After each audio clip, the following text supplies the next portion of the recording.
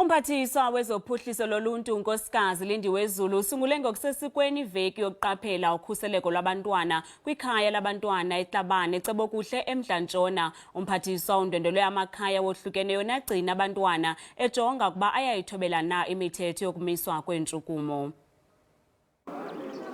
Umphathiswa wezophuhliso loluntu uNkosikazi Lindiwe Zulu uthi uxolile indlela aqhuba ngayo amakhaya agcina abantwana ingakumbi ngeli xesha nalapho kujongenwe nokuthotyelwa kwemiqathango ye-lockdown. Umphathiswa unikezele ngezixhobo zokuzikhusela kwintsholongwane ye-corona kula makhaya. Many of the teachers are worried about the fact that they don't have enough PPE and protection.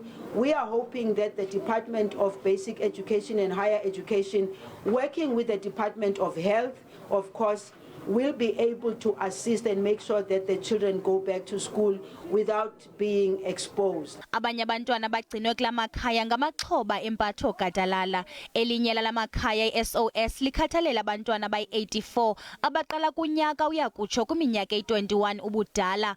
Abo baza kubuyela esikolweni kubo bathi bakulungele. Those that are supposed to go to school now, the grade 7s, because we do have, and the grade 12s, have been counseled. We are telling them that they should be prepared because the environment has changed where they are going to be. Abantwana ke nabo bathi bayakwazi kufuneka bekwenzile ukuzikhusela. If you don't wash your hands and you don't keep distance and hug someone, you're gonna be with you and go to hospital.